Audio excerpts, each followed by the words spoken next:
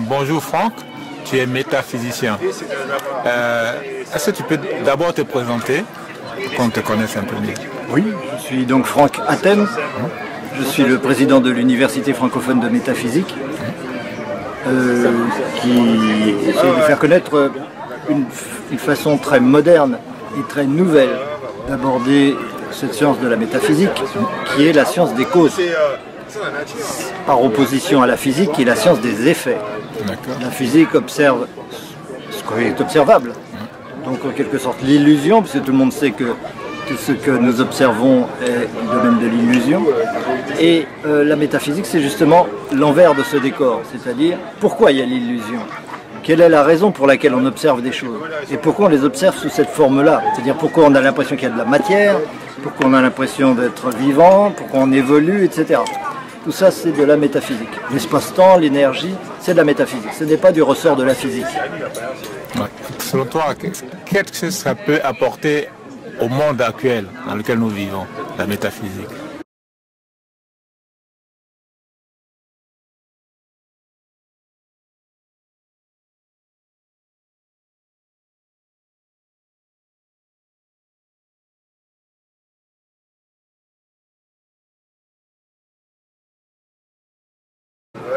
C'est essentiel, parce que c'est comprendre ce que c'est que soi, comprendre la conscience, comprendre pourquoi on crée l'univers, pourquoi l'univers se crée, quelle est notre relation à l'univers, qu'est-ce qu'on fait là, qui permet d'avoir une attitude de respect et d'amour par rapport à cet univers, au règne de la nature, aux êtres humains, etc. Sinon, on se retrouve dans la situation actuelle, qui est un monde régi par les apparences physiques, par la croyance en la matière, par la croyance au passé qui serait responsable des choses alors que ce n'est pas le passé qui engendre les choses, il n'y a pas de Big Bang, il n'y a pas d'origine dans le passé à l'univers.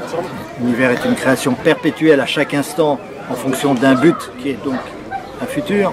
Et c'est cela qui crée l'énergie. Et comprendre tout ça permet de comprendre d'abord qu'on est libre en tant qu'être humain parce qu'on est créateur, et aussi de comprendre que nous avons besoin de tout ce qui nous entoure pour être.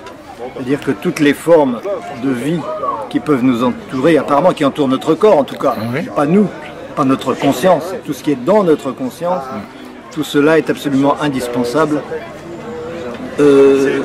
Et la seule attitude juste et rationnelle, logique, par rapport à toutes ces choses qui nous entourent, c'est l'amour.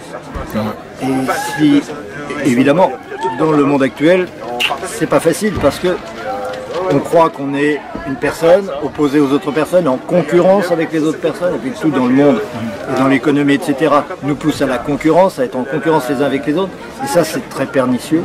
Ça nous empêche d'être fraternels et ça nous empêche d'être dans une relation juste avec les autres, quel qu'il soit. Et cette relation juste, elle est possible, elle est beaucoup plus facile si on sait ce que c'est que l'autre par rapport à soi et ce que c'est que soi par rapport aux autres. Pourquoi il y a cette impression d'avoir un monde à l'extérieur alors que tout ça est un, alors que nous sommes un seul être. Donc selon toi, ça peut jouer un rôle important vis-à-vis de la société actuelle? Ah, c'est fondamental. Toute société est de toute façon fondée sur une morale, fondée sur des croyances, fondée sur des concepts vis-à-vis de ce que c'est que l'univers, ce que c'est que soi, d'où on vient, etc.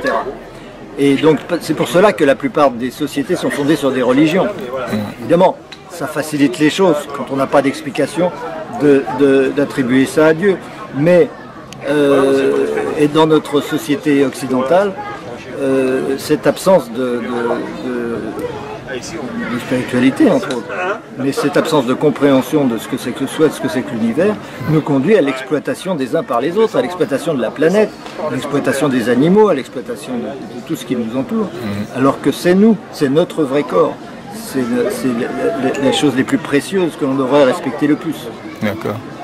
La métaphysique, c'est plus spirituel que religieux ou quoi? C'est pas du tout religieux. La religion n'a rien à voir avec la métaphysique, sauf que, en fait, beaucoup de traditions religieuses sont fondées sur une métaphysique. Mais la métaphysique, c'est la théorie. La métaphysique, c'est la compréhension des choses. Alors que la spiritualité, c'est une pratique. C'est une pratique relationnelle avec le monde, avec les autres, avec ce qu'on appelle Dieu, évidemment. Mais c'est une pratique. La métaphysique, c'est les concepts, c'est philosophique. Et donc c'est tout à fait différent. Il n'y a aucune raison qu'une métaphysique soit religieuse. Aucune raison, puisque une des règles fondamentales de la métaphysique, c'est de ne pas faire d'hypothèses. Si on fait des hypothèses en métaphysique, on va se retrouver dans la même situation que les physiciens, qui font des hypothèses et d'autres hypothèses, etc. Et pour fonder des théories qui sont elles-mêmes des hypothèses, et au bout du compte on tourne en rond et on se retrouve face à un mur. Au niveau explicatif, on ne sait toujours pas pourquoi la Terre tourne, pourquoi le Soleil brille, pourquoi nous sommes là, pourquoi nous vivons, pourquoi nous avons la conscience, pourquoi il y a l'espace, pourquoi il y a le temps, pourquoi il y a l'énergie. Tout ça, c'est le cirage total. On ne sait pas du tout. Parce qu'on peut les fonder sur des hypothèses, sur des croyances physiciennes, comme la matière, etc. Et donc c'est à ça qu'il faut échapper. Pour échapper à ça, il faut se fonder uniquement sur des certitudes rationnelles, immédiates et incontestables. Il en existe un certain nombre. Descartes avait discerné une certitude sur laquelle on ne pouvait pas revenir, qui était « je pense, donc je suis », puisque je pense, c'est évidemment que je suis, il y a un être, donc cela n'était pas contestable, mais il y en a beaucoup d'autres. Lui, il s'est arrêté là, et donc il n'a pas pu aller plus loin. Mais il existe un certain nombre d'autres certitudes de cette nature-là, qui permettent de construire une véritable compréhension de ce que c'est que l'être et de ce que c'est que l'univers, pourquoi j'ai conscience, pourquoi je nais, pourquoi je meurs, et ainsi de suite. Et selon toi, avec la métaphysique, on peut un peu plus savoir ça?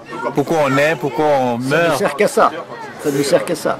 Si ça n'apportait pas ça, ça ne servira à rien et je n'en parlerai pas. C'est évidemment pas la même métaphysique que celle qu'on a fait jusqu'à présent qui n'expliquait pas ça. Parce que la grande nouveauté, c'est en 1985, lorsque j'ai découvert l'origine de la conscience, à partir du néant à chaque instant. J'ai compris pourquoi il y a un processus de conscience qui se reproduit instant après instant. Et quand on a compris ça, ça permet de dérouler les choses et de comprendre l'énergie, comprendre pourquoi on crée l'univers, la matière, pourquoi tout ce qui est psychologique aussi, et tout ce qui est spirituel. Ça permet d'avoir des bases solides sur l'attitude à avoir dans tous ces domaines-là.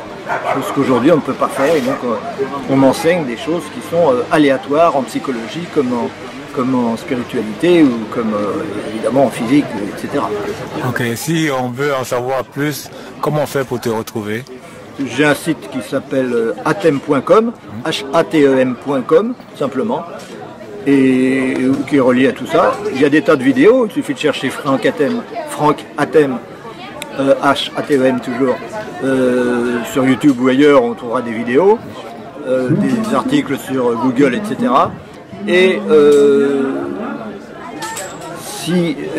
on peut chercher aussi l'université francophone de métaphysique, université-francophone-métaphysique.com, qui est l'école où j'enseigne toutes ces lois.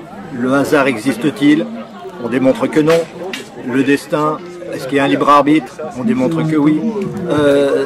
Des choses comme ça qui sont absolument essentielles et qui sont définitives. C'est-à-dire que on ne peut pas rationnellement revenir dessus une fois qu'on a vraiment déroulé toutes ces certitudes les unes après les autres. Il faut avoir des bonnes bases. Et c'est ça qu'on essaye de donner aux gens. Et à partir de là découle tout un ensemble d'attitudes, même au niveau politique, au niveau spirituel, au niveau de l'écologie, de la relation avec la nature, etc. Tout cela est inséparable. Et bien sûr, pour mener sa vie soi-même, c'est-à-dire savoir trouver son but, se relier à l'univers, écouter son intuition, développer la confiance en soi, développer l'amour avec les autres, tout cela est fondé sur des certitudes qui permettent d'aller beaucoup plus loin qu'on ne peut aller habituellement. D'accord. En tout cas, merci beaucoup Franck. Merci beaucoup à toi. À très bientôt. Salut. Au revoir.